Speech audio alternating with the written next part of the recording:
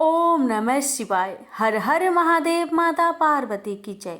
प्यारे भक्तों, आज आप श्रवण करेंगे श्री शिव महापुराण की 8वें दिन की कथा।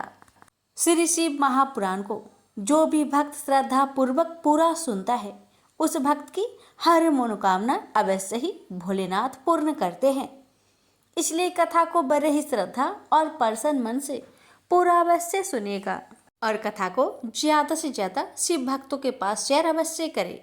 प्रेम से बोलिए हर हरे महादेव। माता पार्वती की जय। ऋषिगण बोले, हे सूत जी, शिवलिंग की स्थापना कैसे करनी चाहिए, उसका लक्षण क्या है तथा उसकी पूजा कैसे करनी चाहिए, किस देश काल में करनी चाहिए और किस द्रव के द्वारा उसका निर्माण होना चाहिए। सूत जी बोले, हे महर्षियों, मैं आप लोगों के लिए इस विषय का वर्णन करता हूँ, ध्यान देकर समझिए। अनुकूल एवं शुभ समय में किसी पवित्र तीर्थ में अथवा नदी आदि के तट पर अपनी रुचि के अनुसार ऐसी जगह शिवलिंग की स्थापना करनी चाहिए जहाँ नित्य पूजन हो सके।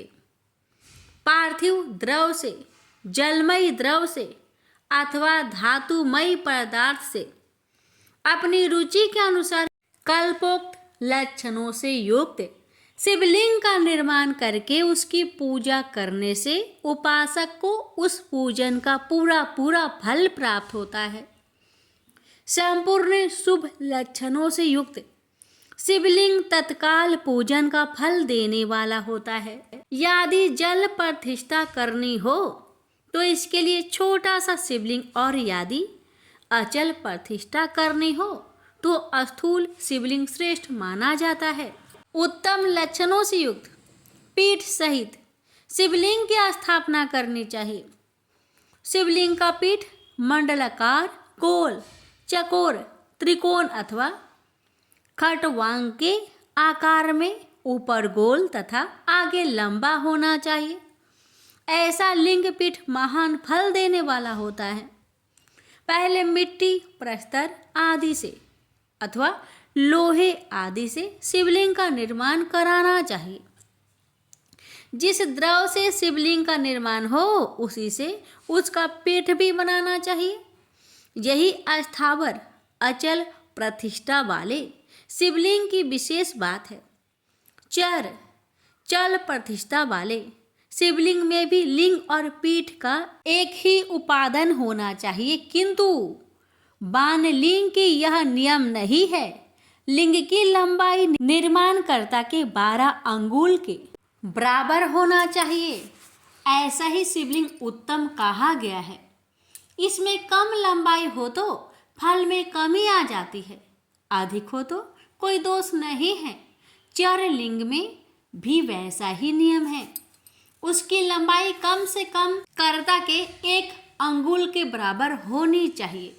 पहले शिल्प शास्त्र के अनुसार एक विमान या देवालय बनाए जो देवगणों की मूर्तियों से अलंकृत हो। उसका गर्भगृह बहुत ही सुंदर, सुदृढ़ और दर्पण के समान स्वच्छ हो। उसे 9 प्रकार के रत्नों से विभूषित किया गया हो। उसमें पूर्व और पश्चिम दिशा में 2 मुख्य द्वार हो।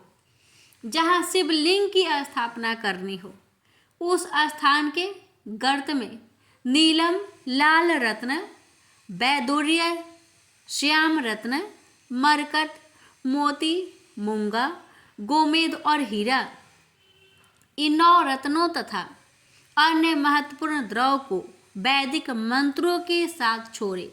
सधोजात आदि 5 वैदिक मंत्र द्वारा शिवलिंग का 5 स्थानों में क्रमशः पूजन करके अग्नि में हविष्यान की अनेक आहुतियाँ दे और परिवार सहित मेरी पूजा करके गुरु स्वरूप आचार्यों को धनी तथा भाई बंधुओं को अभिलषित वस्तुओं से संतुष्ट करे। याचकों को जर, स्वर्ण, गृह एवं भू संपत्ति तथा चेतन गौ आदि वैभव प्रदान करे। अस्थावर जंगम सभी जीवों को यत्न पूर्वक संतुष्ट करके एक गड्ढे में स्वर्ण तथा 9 प्रकार के रत्न भरकर सधोजात आदि वैदिक मंत्रों का उच्चारण करके परम कल्याणकारी महादेव जी का ध्यान करे।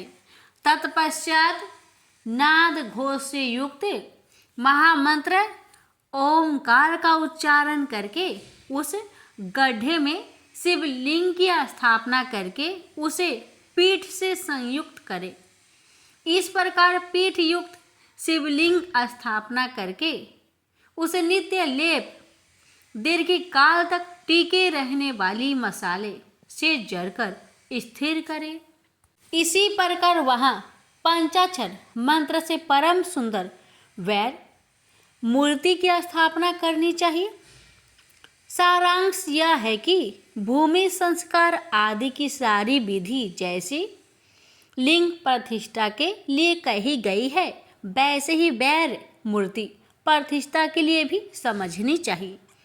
अंतर इतना ही है कि लिंग प्रतिष्ठा के लिए प्रणव मंत्र के उच्चारण का विधान है, परंतु वैर की प्रतिष्ठा पंचाक्षर मंत्र से करनी चाहिए। जहाँ लिंग की प्रतिष्ठा हुई है वहाँ भी उत्सव के लिए और बाहर सवारी निकालने आदि के निमित्त वैर मूर्ति को रखना आवश्यक है। वैर को बाहर से भी लिया जा सकता है, उसे गुरुजनों से ग्रहण करे। ब्रह्म वैर वही लेने योग्य है जो साधु पुरुषों द्वारा पूजित हो। इस प्रकार लिंग में और वैर में भी की हुई महादेव जी का पूजन शिव पद प्रदान करने वाली होती है। अस्थावर और जंघम के भेद से लिंग भी 2 प्रकार का कहा गया है।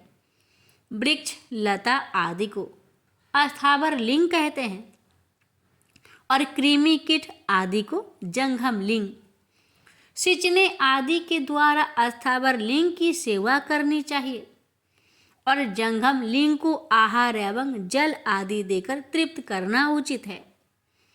उन अस्थावर जंघम जीवों को सुख पहुँचाने में अनुरक्त होना भगवान शिव का पूजन है, ऐसा विद्वान पुरुष मानते हैं।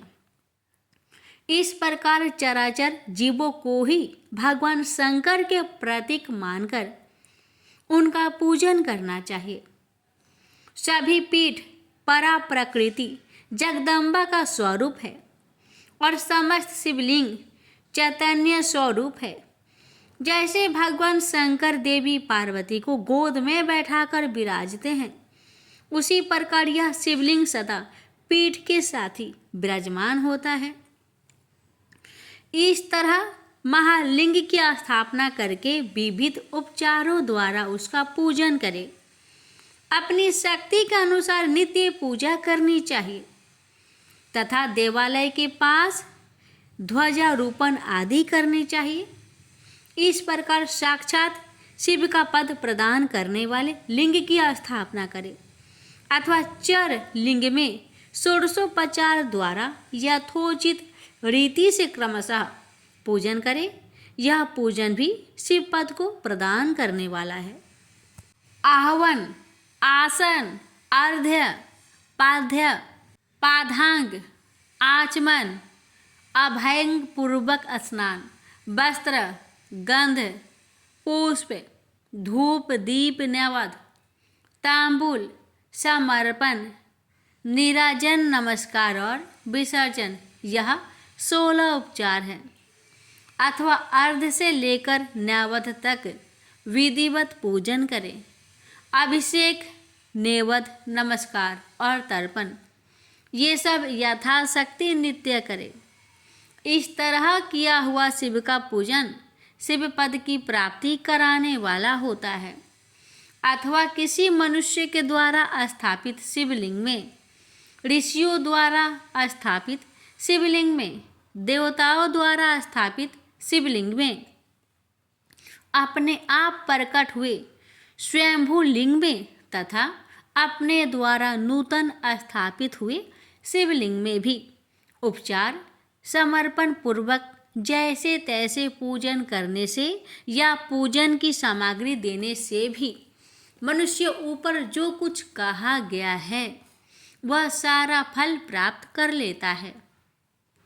क्रमशः परिक्रमा और नमस्कार करने से भी शिवलिंग शिव पद की प्राप्ति कराने वाला होता है।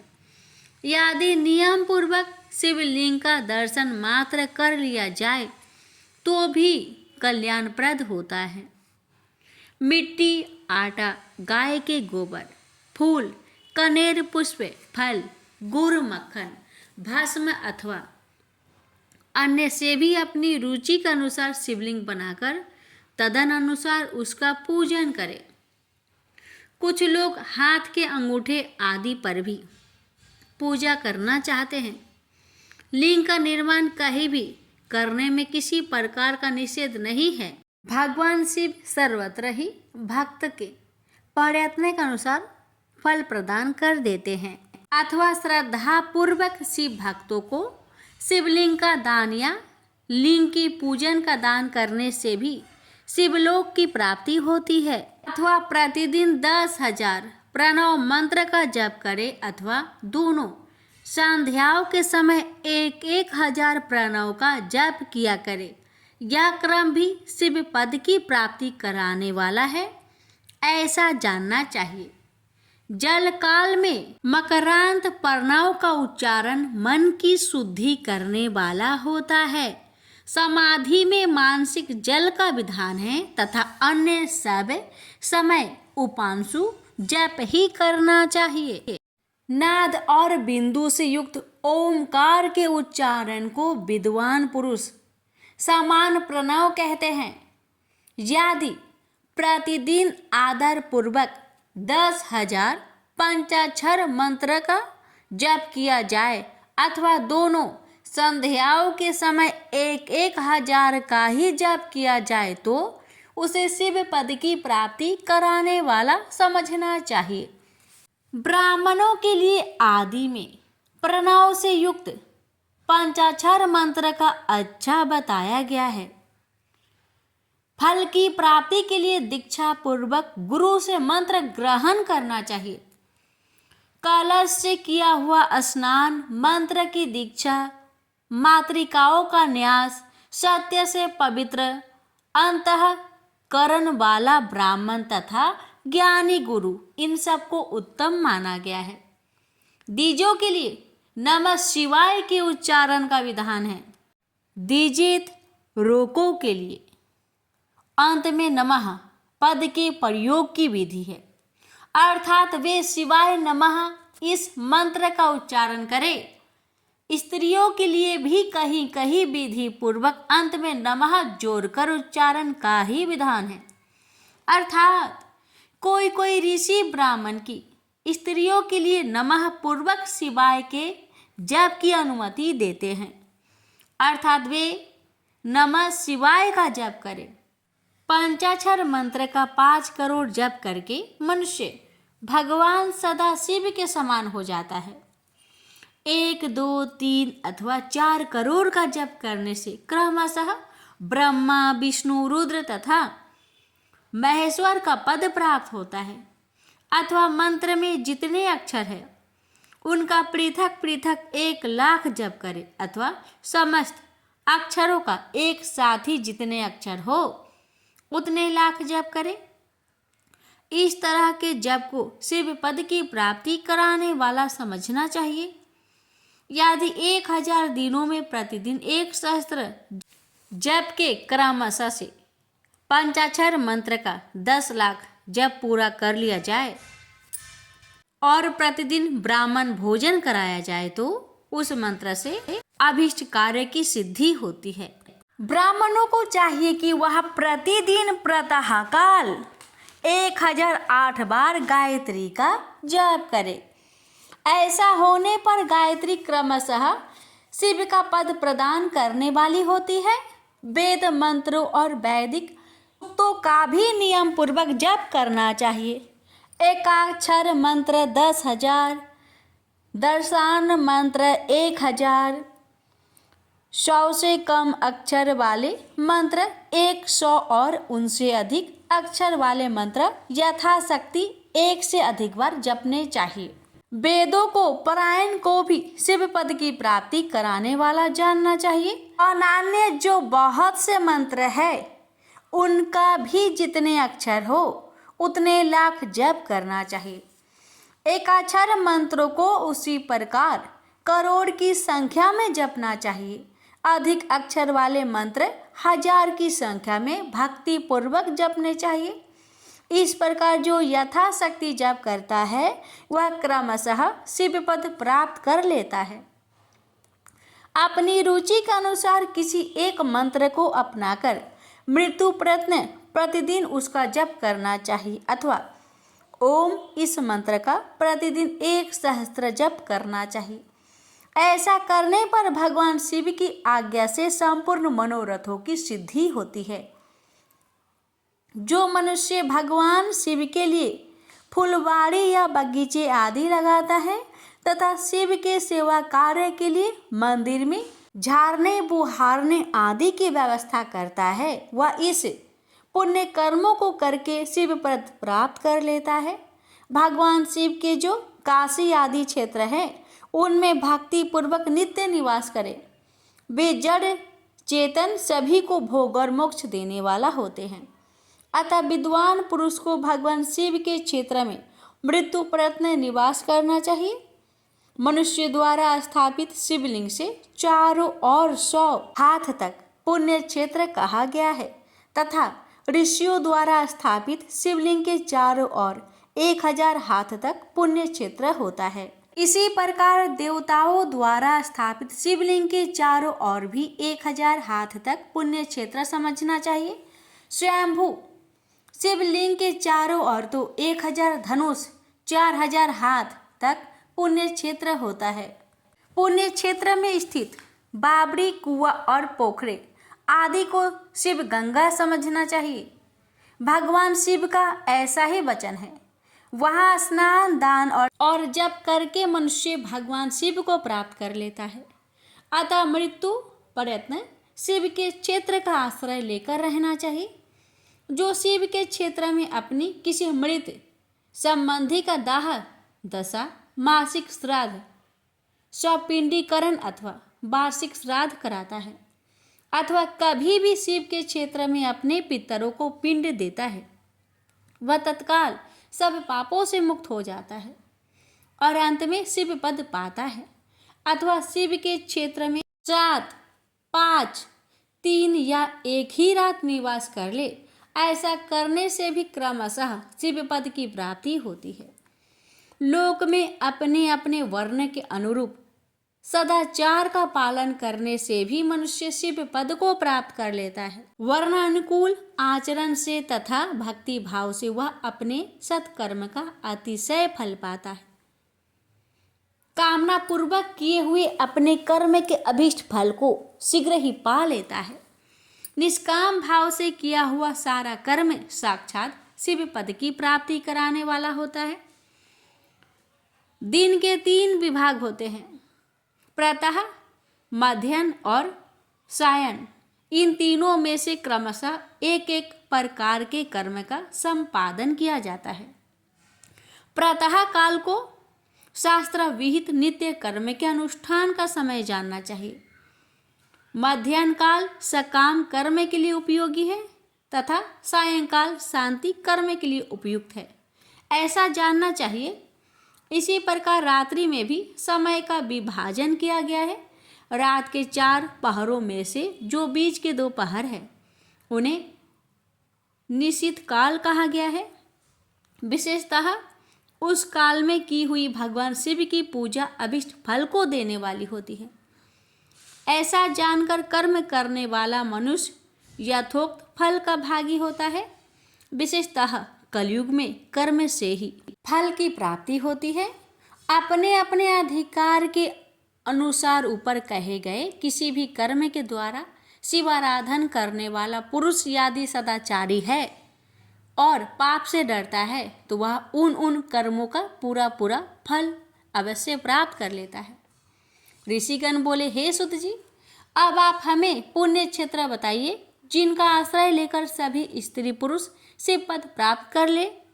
हे सुत जी, हे योगी वरों में श्रेष्ठ शिव क्षेत्रों तथा सेवागमों शिव विषयक शास्त्रों का भी वर्णन कीजिए। सूत जी बोले, हे ऋषियों, सभी क्षेत्रों और आगमों का वर्णन श्रद्धापूर्वक सुनिए। श्री शिव महापुराण की कथा का समापन यहीं पर करते हैं। इसकी आगे की कथा अगले सोमवार को रसपान करेंगे। तब तक के लिए ओम नमः शिवाय का जप करते रहे। भगवान आप सभी भक्तों की हर मनोकामना को पूर्ण करे। हर हर महादेव। माता पार्वती की जय। श्री शिव महापुराण की कथा का यहीं पर समापन करते हैं और इसकी आगे की कथा कल के वीडियो में अवश्य सुनिएगा। अब सुनिए फाल्गुन मास की कथा। एक बार भगवान नारायण बैकुंठ लोक में सोए हुए थे। उन्होंने सपने में देखा कि करोड़ों चंद्रमाओं की कांति वाले त्रिशूल डमरूधारी स्वर्ण भरण भूषित सूर्येंद्र बंदित सिद्धि सेवित त्रिलोचन भगवान शिव प्रेम और आनंदातिरिक्त से उन्मत्त होकर उनके सामने नृत्य कर रहे हैं। उन्हें देखकर भगवान विष्णु हर्ष से गदगद हो उठे और अचानक उठकर बैठ गए। कुछ देर तक ध्यानस्थ बैठे रहे। उन्हें इस प्रकार बैठे देखकर श्री लक्ष्मी जी पूछने लगी, भगवान आपके इस प्रकार अचानक निद्रा से उठकर बैठने का क्या कारण है? भगवान ने कुछ देर तक उनके इस प्रश्न का कोई उत्तर नहीं दिया और आनंद में निमग्न चुपचाप बैठे रहे। कुछ देर बाद हर्षित होते हुए बोले, देवी मैंने अभी स्वप्न में भगवान श्री महेश्वर का दर्शन किया है।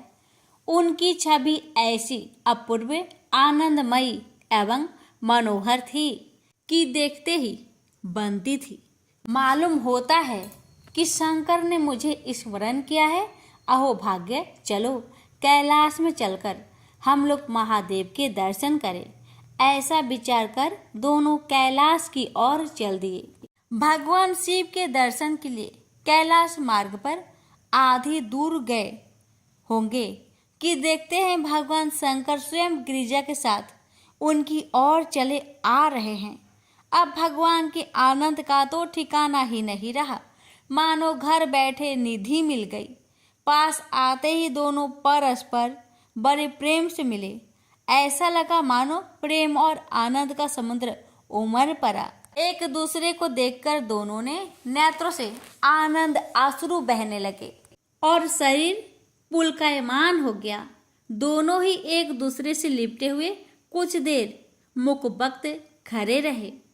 प्रश्नों उत्तर होने पर मालूम हुआ कि शंकर जी को भी रात्रि में इसी प्रकार का सपना हुआ कि मानो विष्णु भगवान को वे उसी रूप में देख रहे हैं जिस रूप में अब उनके सामने खड़े थे।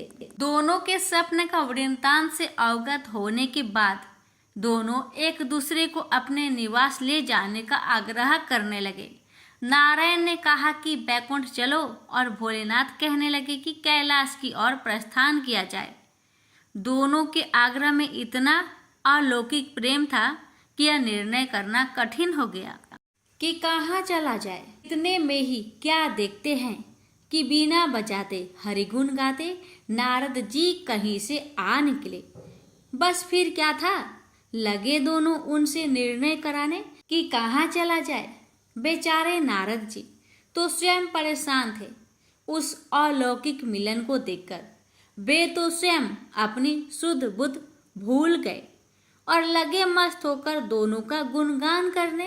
अब निर्णय कौन करे?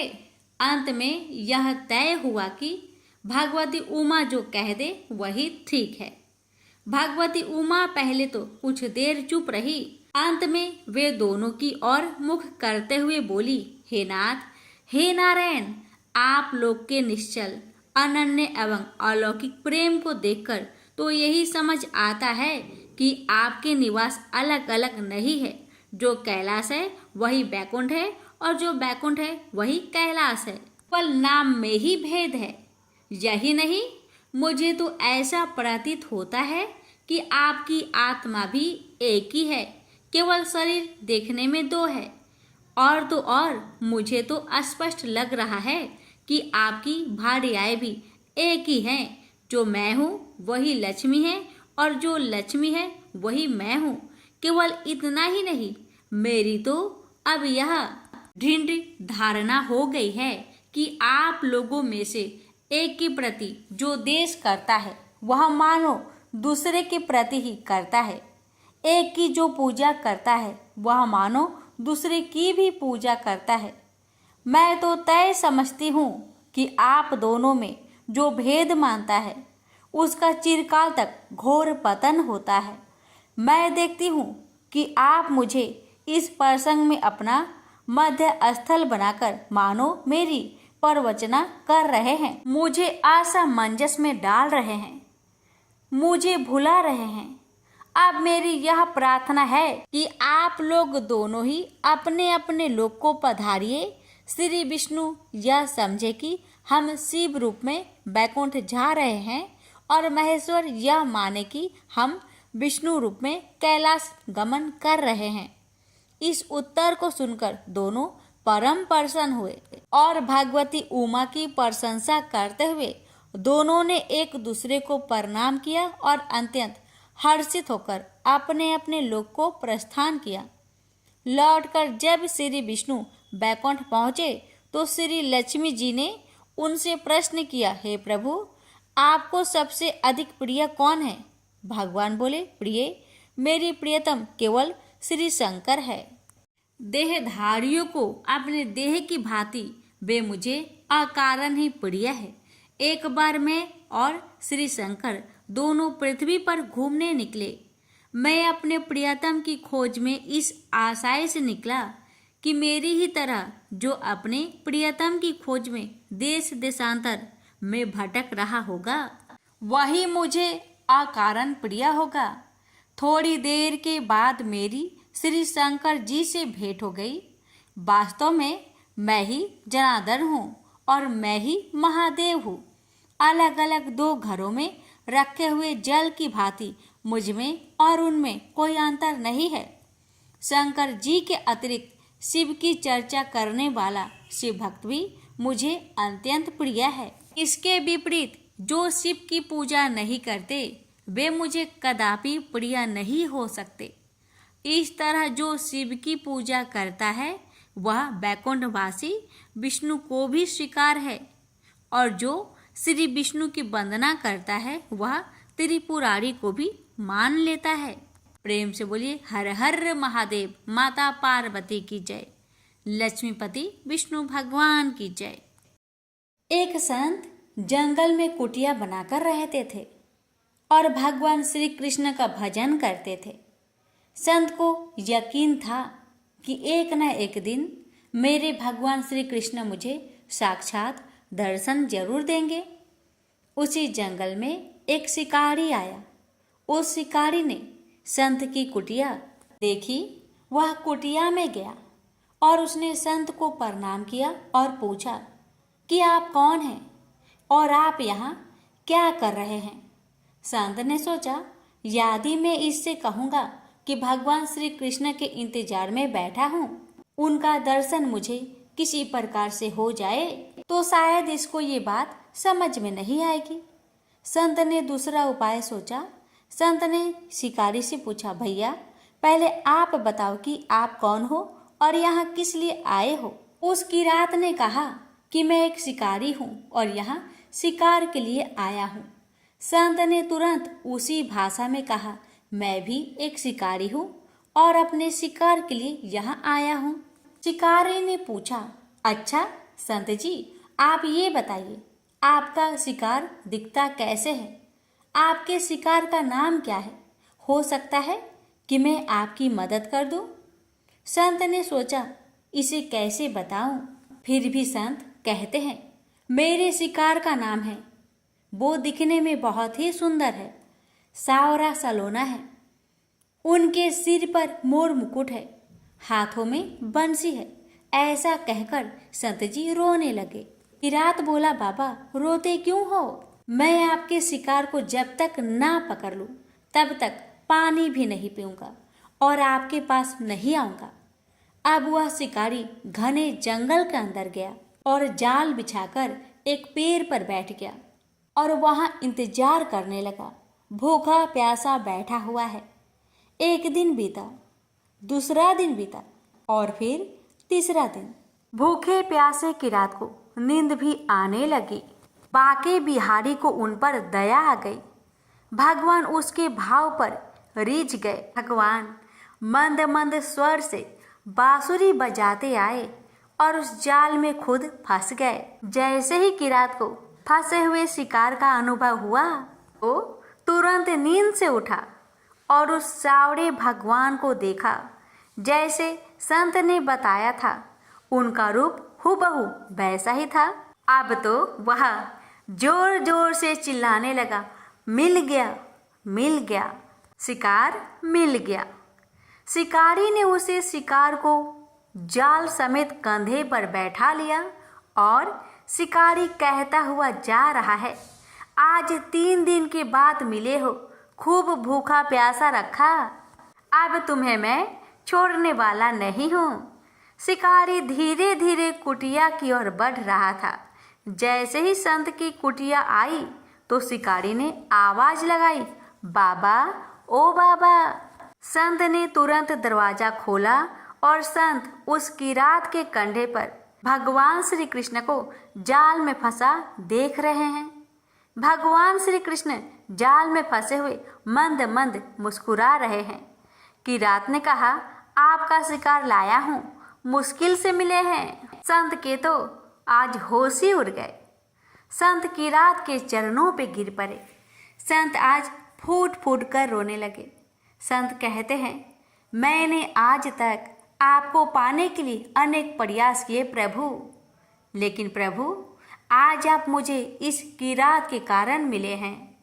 भगवान श्री कृष्ण कहते हैं, इस शिकारी का प्रेम तुमसे ज्यादा है, इसका भाव तुमसे ज्यादा है, इसका विश्वास तुम्हारे विश्वास से भी ज्यादा है। इसलिए आज जब 3 दिन बीत गए तो मैं आए बिना रह ही नहीं पाया। मैं तो अपने भक्तों के अधीन हूँ और आपकी भक्ति भी कम नहीं है संत जी। आपके दर्शनों के फल से मैं इसे 3 ही दिन में प्राप्त हो गया। इस तरह से भगवान ने खूब दर्शन दिया और फिर वहां से भगवान चले गए। तो प्रेम से बोलिए जय श्री कृष्ण।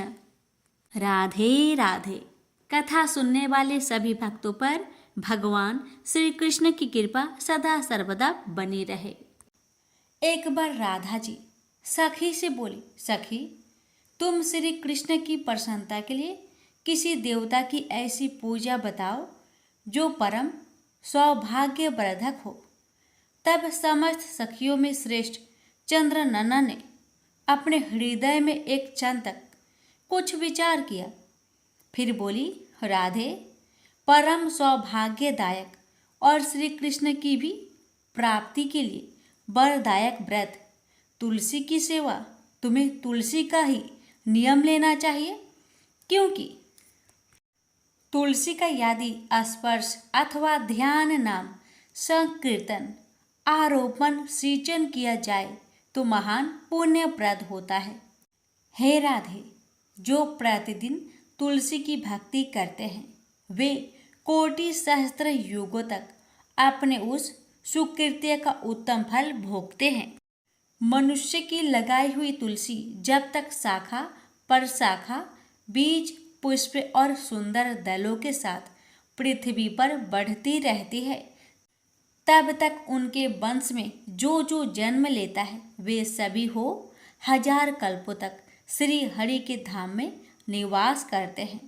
जो तुलसी मंजरी सिर पर रखकर प्राण त्याग करता है वह सैकड़ों पापों से युक्त क्यों न हो, यमराज उनकी ओर देख भी नहीं सकते। इस प्रकार चंद्रनन्ना की कही बात सुनकर रासेश्वरी श्री राधा ने साक्षात श्री हरि को संतुष्ट करने वाले तुलसी सेवन का व्रत आरंभ किया और केतकी वन में 100 हाथ गोलाकार भूमि पर बहुत ऊंचा और अत्यंत मनोहर श्री तुलसी का मंदिर बनवाया। जिसकी दीवार सोने से जड़ी थी और किनारे किनारे पद्म राग मणि लगी थी। वह सुंदर सुंदर पन्ने हीरे और मोतियों के परकोटे से अत्यंत सुशोभित था। उसके चारों ओर परिक्रमा के लिए गली बनाई गई थी, जिसकी भूमि चिंतामणि से मंडित थी। ऐसे सुंदर मंदिर के मध्य भाग में हरे पल्लवों से सुशोभित तुलसी की स्थापना करके श्री राधा ने अभिजीत मुहूर्त में उनकी सेवा प्रारंभ की। श्री राधा जी ने आश्विन शुक्ला पूर्णिमा से लेकर चैत्र पूर्णिमा तक तुलसी का सेवन व्रत का अनुष्ठान किया। व्रत आरंभ करके उन्होंने प्रति मास पृथक पृथक रस से तुलसी को सींचा। कार्तिक में दूध से, मार्गशीर्ष में ईख के रस से, पौष में दक्षरा रस से, माघ में 12 मासी आम के रस से, फाल्गुन मास में अनेक वस्तुओं से मिश्रित मिश्री के रस से और चैत्र मास में पंचामृत से उनका सेचन किया और वैशाख कृष्ण प्रतिपदा के दिन उद्यापन का उत्सव किया। उन्होंने 2 लाख ब्राह्मणों को 56 भोगों से तृप्त करके वस्त्र और आभूषणों के साथ दक्षिणा दी। मोटे मोटे दिव्य मोतियों का 1 लाख भार और स्वर्ण का 1 कोटि भार श्री गंगाचार्य को दिया। उस समय आकाश से देवता तुलसी मंदिर पर फूलों की वर्षा करने लगे। उसी समय स्वर्ण सिंहासन पर विराजमान हरिप्रिया तुलसी देवी प्रकट हुई। उनके 4 भुजाएं थी, कमल दल के समान विशाल नेत्र थे, 16 वर्ष की सी अवस्था और श्याम कांति थी। मस्तक पर हेममय किरीट प्रकाशित था और कानों में कंचनमय कुंडल झलमला रहे थे। गरुड़ से उतरकर तुलसी देवी ने रंगभल्ली जैसी श्री राधा जी को अपनी भुजाओं से अंग में भर लिया और उनके मुख चंद्र का चुंबन किया। तुलसी बोली, कलावती राधे, मैं तुम्हारी भक्ति से प्रसन्न हूँ। यह इंद्रिया, मन, बुद्धि और चित्त द्वारा जो जो मनोरथ तुमने किया है वह सब तुम्हारे सम्मुख सफल हो। इस प्रकार हरिप्रिया तुलसी को प्रणाम करके वृषभानु नंदिनी राधा ने उनसे कहा, देवी, गोविंद के युगल चरणों में मेरी अहेतु की भक्ति बनी रहे। तब तथास्तु कहकर हरिप्रिया अंतर्ध्यान हो गई। इस प्रकार पृथ्वी पर जो मनुष्य श्री राधिका के इस विचित्र उपाख्यान को सुनता है वह भगवान को पाकर कृत्य कृत्य हो जाता है। प्रेम से बोलिए जय श्री हरि।